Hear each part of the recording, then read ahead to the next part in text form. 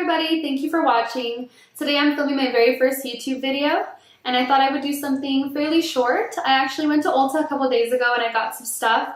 None of this stuff is fairly new. It's been out for a while, but I just kind of got it and I wanted to show you guys what I got and what I think about it. So if you guys want to know what I bought and what I think, then please keep watching. So the first thing I got is the L'Oreal Infallible Matte Lock Mattifying Primer. And it looks like this. And I really do like this. I use this for my New Year's Eve makeup and I used it today as well. And I do like it. It's very moisturizing. As far as mattifying goes, I do feel like it does give me like a matte base before I put on my foundation. I actually do use the L'Oreal Pro Matte. That's like my favorite foundation. The next thing I got is the NYX Total Control Drop Foundation. And it looks like this. And it actually comes in this box. And I got mine in the color 08 True Beige. You get 0.43 fluid ounces. It's a little bit less than you usually would get with a normal foundation like this one. This one you do get the full ounce. But yeah, let me tell you guys what the foundation claims. It says, with just a few drops, our Total Control Drop Foundation delivers sheer to full coverage and a velvety matte finish. Simply adjust the number of drops you see until the desired level of coverage is achieved. More drops equals more coverage. On the back, it actually tells you how many drops you would use to achieve the different coverages. So for example, light coverage would be 2 or more drops, medium coverage would be 3 or more drops, and then full coverage would be 4 or more drops. I definitely used way more than 4 drops. I think I used like 10 drops, to be honest. It is very, very sheer when you first apply it, so I'll show you guys that real quick. It's one of those very, very liquidy foundations. It wasn't terrible by any means. It's just not something I personally enjoyed. It does kind of cling on to dry patches, so I really didn't like that. I applied it with a brush and with a sponge to see if there was a difference. There was a little bit of a difference when I applied it with a sponge. I did feel like it was soaking better into my skin, whereas with the brush, kind of just felt like it was sitting on top of the skin. Again, nothing terrible. I just personally didn't like it. So it's probably going to be something I actually end up returning. The next thing I got is the Stila Shimmer and Glow Liquid Eyeshadow. And it looks like this. And I got it in the color Kitten. This is what the packaging looks like. And on the inside, it's got like those doe foot applicators that you see on like lip glosses and stuff. And I'll swatch this. I actually already have a swatch because I tried filming this before already. And it's such a pretty color. I really do like it. It looks like that. I don't know if the camera is catching it.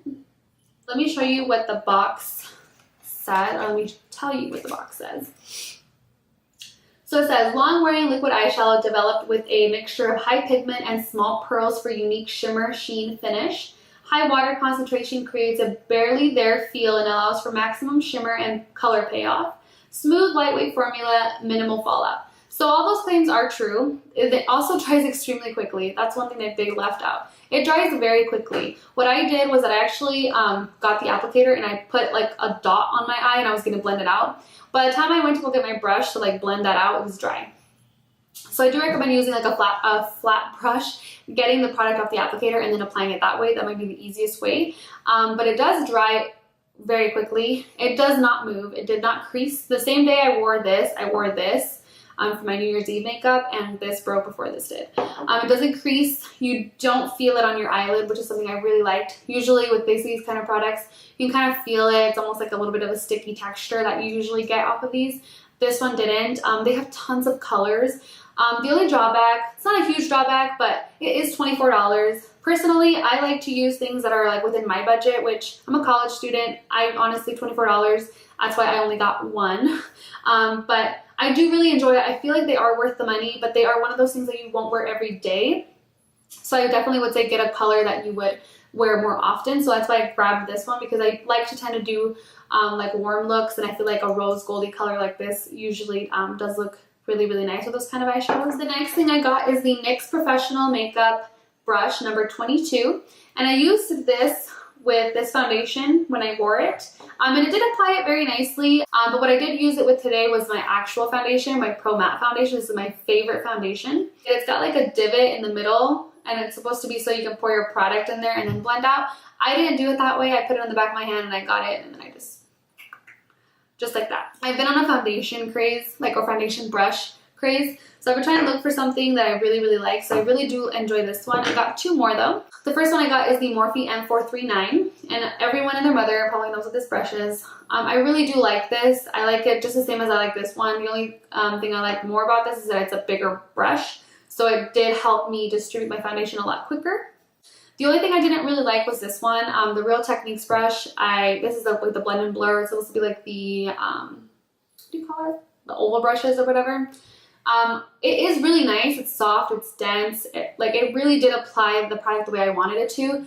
The only thing I didn't like is that when I went in with a second layer of foundation, because I did have to use more product with this brush, it kind of moved around the first layer, so it made it very cakey, like especially on my forehead. So when I applied it the first time, it wasn't like full coverage. So I went in with a little more product and I went over, but the first layer was already drying. So when I went over, it kind of felt like it was moving the first layer around. Didn't really like that. It did kind of apply things a little bit like not uneven, if that makes sense. Like it would distribute more pigment here, whereas when I would get up to here, it was a lot more sheer. Wasn't a big deal, but I did find myself dipping back into my product a lot more. So I didn't really enjoy this. It was $20, guys. Again, college student. That's why I only grabbed one just to try it out. It's not something that worked for me, so I wouldn't recommend it. That looks like that is it. If you guys like this video, please give it a thumbs up. Please subscribe. Like I said, I'm very new to this channel. I'm very new to YouTube. If you guys do have any questions, concerns, comments, please leave those down below. Leave any suggestions too. I'm open really to anything. And hopefully I will be back soon with another video. Until next time, bye-bye.